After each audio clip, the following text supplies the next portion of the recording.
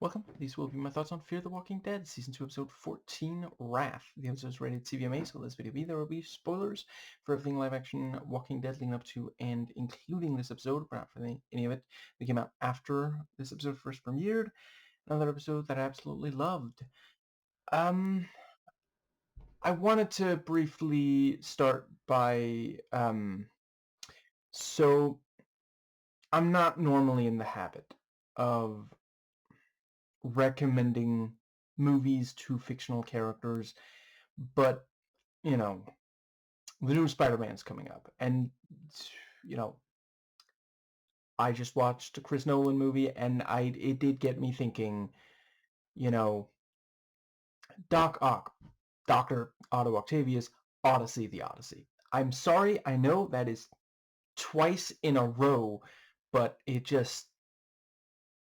I like verbal comedy, and let's dive right into this episode instead of and try to forget this ridiculous fucking shit I just said. Anyway, the yeah, and I'm trying to keep it chronological. So actually maybe I'll talk about Ophelia's scenes immediately, but yeah, really great. Yeah, I was not expecting her to reach the American border so soon. But it definitely is. I'm fascinated to see what's gonna happen next. But yeah, great bit with her fighting, in and around the car. Really good that she got that hammer. She gets good use out of it. Love the bit where she slams one of these, one of the walkers' hands into the, because like, yeah, you might as well. Um, and let's see, I suppose, yeah, so great tension in her scenes, and yeah, I kind of appreciate, like, there at the end, like, I'm genuinely not 100% sure if he's being sarcastic or not. He says, Buenos dias, welcome to America. Like, is he, because I could kind of understand if he just wants to make sure she's not armed. I mean, that doesn't mean he's going to hurt her necessarily. I feel like the shot was definitely a warning shot. It didn't seem that close to her. It was kind of just, because that's the thing. Like, I've heard of people who, if they're not sure what the other person, like, do they have weapons, for example? Do they have military training? That sort of thing.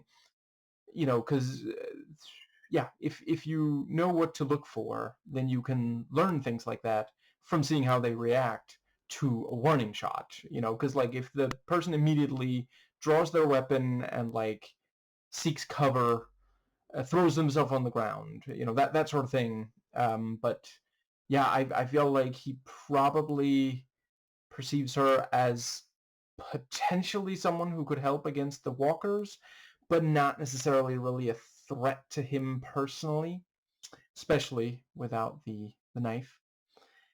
And I appreciate the detail that she starts praying when, yeah. And yeah, I think that is everything that I wanted to say about her. Yeah, so I have to admit that I thought the next time we'd see the Colonia would be immediately after the bit where they found where the gang found it, but it does also make sense that they, because they feel like, well, we have time, like, what are they gonna do, you know and I am genuinely not sure what's going to happen next there. And I think other than that, the scene that comes there is yeah, so Madison, she's been watching Travis sleep. um She finds his presence soothing, not creepy as hell. And she's trying to figure out how to convince him that he did protect Chris. And yeah, fantastic bit of setup and payoff, because by the end of the episode, Travis knows full well that Chris is, because there's literally no reason for them to lie about that. Like, it would be, I as terrible as their decision-making abilities are, as their judgment and impulse control is. I do not think they would actually claim that Chris is dead if he isn't actually dead. That does not seem like something even they would do, because especially, yeah, because some of the things they say, yeah, near the end, they definitely are afraid of Travis, and yeah. Anyway, the I think maybe the next bit was Nick making sure that the drugs got there, and he's, you know, saying, hey, we'll deliver every week on time as long as you leave us alone. And yeah, the guy in charge is like, I don't actually need your help with this at all anymore, you know? And yeah, like he's not even trying to hide, or he's not like, oh shit, Nick is here. He's just like, look who's here. Jesus fucking Christ. And then he's like, oh, okay, so that guy over there, he's a drug dealer too, or you know, let's see, he is a drug dealer, you know, yeah. And also the look Nick got when, you know, he's like, okay, we want to talk to the leader, and the guy's just like, okay then. And yeah, I think the next thing is when yeah, I liked Alicia trying to help Travis. The thing about, like, you know, here's some breakfast. It's really delicious.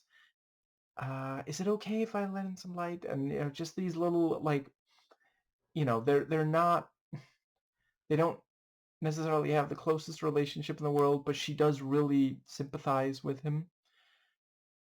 And oh my God, the harsh reality of the way that she, so because of patriarchy and misogyny, a lot of women will blame themselves, and she's like, oh, you know, maybe I took it too hard when Chris was literally dangerous around me and my mom. And it's like, oh my God, I really appreciate that Travis was like, no, you were absolutely right. Just yeah. I think that does bring us to, I think that's when Nick talks to Lucy, and the let's see, I guess yeah, I appreciated him saying, you know, I will never lie to you. I mean, I don't think he has so far. Like, I mean, I don't know, lie of omission, I guess you could. I mean, he didn't tell her that he was going to go to the gangsters, but like he also, I don't often recall him ever saying he would never do that. You know, he expressed that he thought this was a way to handle it. Yeah, and yeah, I think the next thing is, so yeah. I think I may have already said, but it really is great seeing Alicia just help so much with, you know, the survivors at the hotel. And yeah, you know, I mean, I think it would really suck if she was just like, I don't know, standing there for a photo op, even though she didn't do anything, like Trump with a certain sports team very recently. And I am delighted to see that apparently at least some versions of that photo just edits Trump out entirely, which I'm really looking forward to seeing his reaction to that, because it's such an unforced error, like an own goal, if you will. Like, dude, what are you doing? This is not, you didn't do and yeah, well, obviously I learned this online. Reddit's where credit is due. Okay, technically, I mean, that's where I saw it posted. Technically, originally, it was a tweet, but I do not personally go on X. I'm sure you can determine why. Nazis, is because of all the Nazis. Anyway, and yeah, so Madison is also, you know, they're talking about like, oh, you know, it's going well, and then the noxious, I'm not gonna say stench, I will just say language of Derek and yeah, just like they managed to pack so much to so little time. And yeah, like immediately they're like, oh wow, they need to shut the fuck up, both of them, like now. This is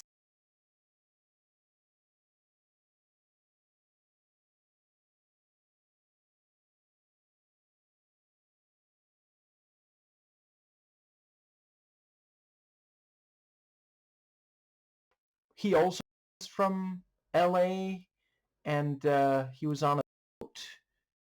He knows this guy named Strand. Didn't you mention Strand? Like just these get. I'm kidding, obviously. They're but they wow, they incriminate that once again, like that is very Trumpian. Like literally just shut the fuck up. Like I don't even think they had to mention there was another person in the fucking car. Like you could literally have just said, well, I was driving and they're accidentally crashed and now my shoulder's fucked up. There was nobody else in the car, no sorry. And yeah, because like immediately as soon as she hears, oh yeah, this guy, 16-year-old from LA who doesn't have a driver's license, just like Jesus Christ. Literally, there's only so many. It doesn't even occur to these motherfuckers. How many people from LA do you think are in Mexico? Like, because how many of them would have had to leave LA and get safely to Mexico after the walkers already? And actually, yeah, didn't they already know that there was? I feel like there was at least some exchange that told them that Chris only got to Mexico very recently. Yeah, just. But I think, and I do also appreciate because that was, if they certainly were completely Chrisless last we saw them, and that, yeah, I think that does bring us to the, what's the next Nick scene? I think I'll just finish up the Nick parts real quick. So, yeah, there's the conversation with Alejandro and Lucy and Nick, and there's that thing of yeah. Once again, I understand all three perspectives, so really nicely done. And then there's an attack, and that is, of course, the thing. Like, if you're not watching them every second, if they're really, really sick, they might die. And, the dead become zombies. This is something that, we have known for quite some time. I believe that is actually why we decided to either cremate or bury. I'm fucking with you. Anyway, the yeah, and Alejandro's bit, and then we have the thing about like you're petrified, and he admits like, listen, okay, I do fear the Walking Dead, and yeah, he was not bit by a walker before. I mean, say you were never bit before by a walker, and yeah, Lucy believed, and she still has faith, and she feels like that is still enough. And it is one of those things of like, yeah, I mean, in certain situations, I don't think it's necessarily going to end well, but I understand where she's coming from. Sometimes all we have is to believe. And let's see. Yeah, also just great scene of the attack, the rolling around, and Nick goes over, the walker goes over, and let's see, yeah, oh my god, a finger bitten off, and then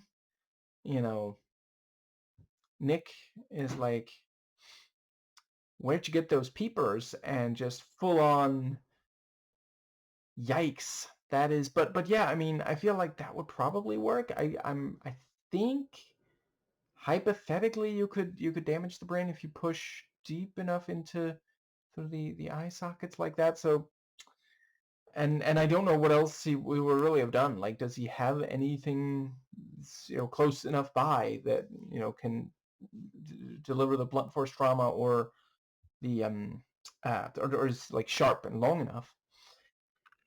And yeah, I'm genuinely, I have no idea what's going to happen next, but I think the next episode is the last of the season, so I'm looking forward to finding out. Should not be very many days before I do it, and yeah, I did want to briefly note, so I've watched most of the behind the scenes. There's like one for the next episode that I'm obviously going to wait to watch until after watching the episode itself.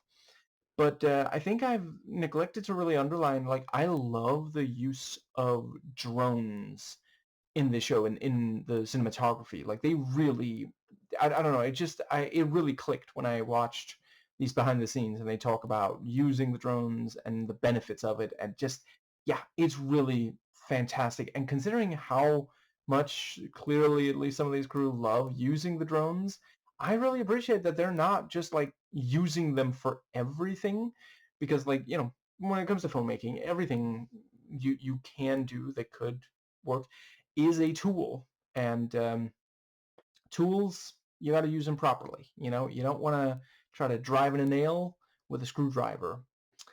I have heard that there are some other cocktails that can, but not that one. And I think that does bring us to the, yeah, I really appreciated that Nick was like, you tell her.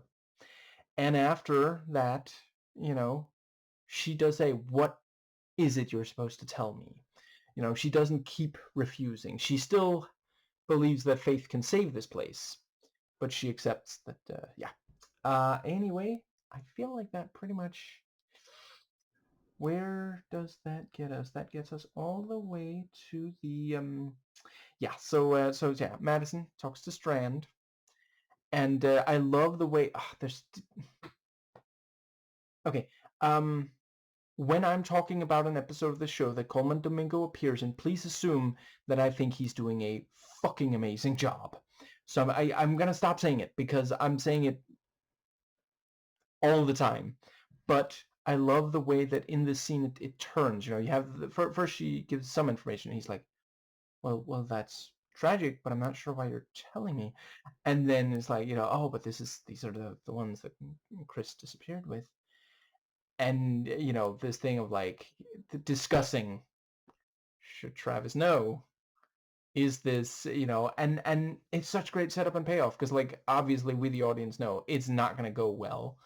And I like the thing about, the line about he's already been destroyed by losing Chris, this would kill him. And I mean, by the end of the episode, he hasn't been killed, but he has killed. And so in our mind, we're expecting a death in, related to Travis. So nicely done on that. And I think that brings us nicely to, so they go and say, oh, we'll get you a room for the treatment. That's what we're gonna do. Just ignore that we're headed for the exit that you came through. These guys really are not the best at, yeah, it's genuinely incredible that they've survived this long. How many buddies did they start out with? Because, like, they're dropping like flies, man. And yeah, I think that is the so yeah, as soon as they get oh my God. Also the part where they're like, finally, Jesus Christ. And they, they're walking, and then it is noticed, and they point out these two arrived after us and we're not getting medical attention before them, and yeah, I mean, I have understood. I'm not saying I've been in a situation like this personally. Certainly not with so many zombies around. But yeah, I have heard that Latinx people in and around America will immediately recognize if white people with power are using that to provide an unfair advantage to other white people, that Latinx people are put last in line. So they immediately recognize that something is going on here, but they misidentify it, Also, I have literally no clue how the fuck I managed to not say it, but in the behind the scenes, they point out, all the people, right outside the gate with after the hotel sign is turned off. Obviously, that is about the, migrant crisis. And in the behind the scenes, they actually say in Europe. Yeah, that aged interestingly, because at this point it is also a problem elsewhere. And I think that is, yeah. So they are about to get them out of the gate, and they're gonna wish that they hadn't pushed back on that, because Travis recognizes them. And I like that Strand, like he doesn't chase after Travis. And well, let's see. I guess, is he still recovering at least somewhat from that stab? Maybe. But yeah. And so they get them into this, this place. And as soon as I saw that Travis was the last to walk out of the room, I was thinking, that is not, I would not choose to let him be the last to leave. Like, if I were Maddie, I would definitely be like, Travis, we're gonna figure this out. Okay, just go. But I think she just genuinely couldn't even imagine that he would go this far. She was worried about how, like, he would be upset, but not that he would become violent. And this is a really fascinating turn, because, like, this is very unusual for his character, and I am looking forward to seeing the long-time fallout of that. I will say I'm gonna miss Chris, but I appreciate, if you don't kill off major characters, then the audience is gonna start being like, oh wow, they just have plot armor, don't they? And yeah, they every so often they gotta kind of take out someone from the main group, someone who's been there for a while. They got rid of Daniel, and the first season ends with Liza dying, and now Chris is also dead. But yeah, I don't think I'm physically capable of saying enough good things about this entire sequence. One of the big things I love about it is how it fucking lingers, how goddamn drawn out it is. Like, I didn't sit and, like, count, but I don't know, maybe 5 minutes or so from the first, from when he locks the door and until, he's killed. And maybe 3 minutes, but it was definitely, there are, it could have gone by much faster. And throughout, I'm just sitting there saying, please stop, Travis. Oh my God, you are going to hate yourself for this. You're going to regret it. And yeah, the yeah, I think it's 5 minutes if we count the conversation in there. Maybe that's what I'm thinking. But yeah, the thing about, like, oh well, there was this car accident, and yeah, well, I mean, he flew through the windshield, so we pulled him out. You what?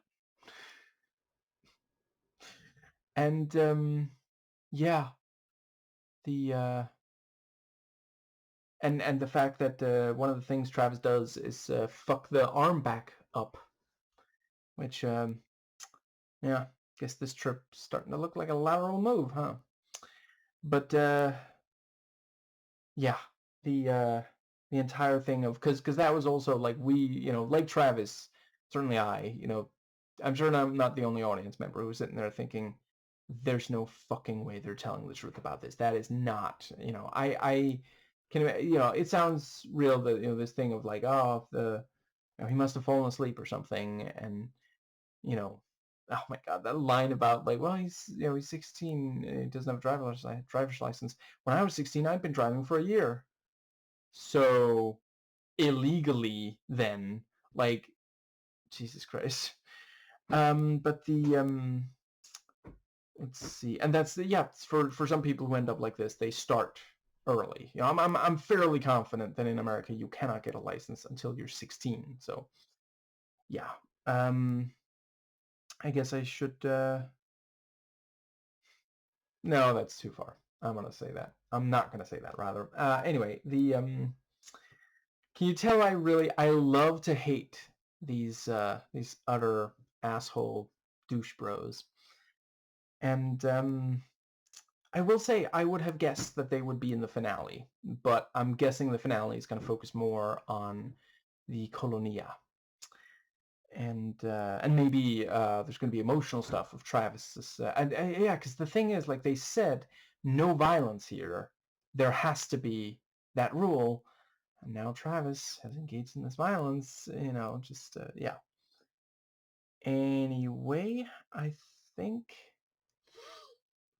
I feel like there was at least one more thing I really want to mention about them. Yeah, I really appreciated that once Travis feels like he knows the truth, we get the most uncharitable reading of the situation. Like there's no remorse, no hesitation from the two, and Chris crawling away, like basically like, oh, if they find me like this, they're gonna kill me. It's like, it might not have been quite that bad, but that's not to make any excuses for them. And what I'm trying to say is, that is exactly how Travis would see it, and it's perfect that that's how it's depicted, because we need to see, like, Travis has completely... Think of how optimistic of a person he's been before all, yeah, until the last several episodes. He really wants to see the best in people, and yeah, this just pushed him too far. And oh my God, the detail about, we didn't actually get very far. So you're literally saying that Chris should just have stayed with Travis, and we get the detail about, they don't admit that to Travis. They say he said he wanted to, he offered it, which is also just like, first of all, doesn't make it okay. Second of all, why do you feel the need to say that? Like, I mean, hypothetically, even if they did, because he already said that he didn't know that Chris didn't have a driver's license. Like, where's the problem in asking someone to drive if you believe they have a driver's license, is a responsible driver? Like, if it goes wrong, that's not technically on you. Like, and there are responsible drivers who will sometimes, fuck up. Like, it is, so, but anyway, yeah, the the yeah, because these two assholes don't think about how, what if they run into Travis again after, because he knows, like they were going to kill, there's the whole thing with baby James. Obviously with Chris, they have even less compunction. They lack compunction, and that can come in handy, but sometimes not. And I think that is... Yeah, just I love how raw, and I'm gonna go ahead and say what they also said in the behind the scenes, unchoreographed feeling the entire fight is. Like, it feels like just everyone is doing what they can without it being like carefully planned out, which of course it was. It has to be for something like this. At one point, one of them breaks a goddamn chair over Travis's back. Not surprised they watch wrestling. And I fucking love the decision. I don't know if it was script stage or direction or, and I appreciate it was emphasized in the editing, the fact that Maddie is right on the other side and she can see so much of it through the glass in the door, like, fuck. And one of the others does manage to unlock the door, but Travis, yeah. And yeah, the fact that there are so many times where he could just choose to stop, but he doesn't. He keeps going, and he does now have, he killed. He killed, not put down a walker, but killed. And yeah, I think, there is a non-zero number of human characters on the show that would be alive if not for him. Feel free to check my math. Yeah, just fantastic. It's I think it's might be my favorite ending to an episode of this show so far, and one of the best scenes in live action Walking Dead so far. Like, it was just so powerful, and yeah, I can hardly wait to see what happens next.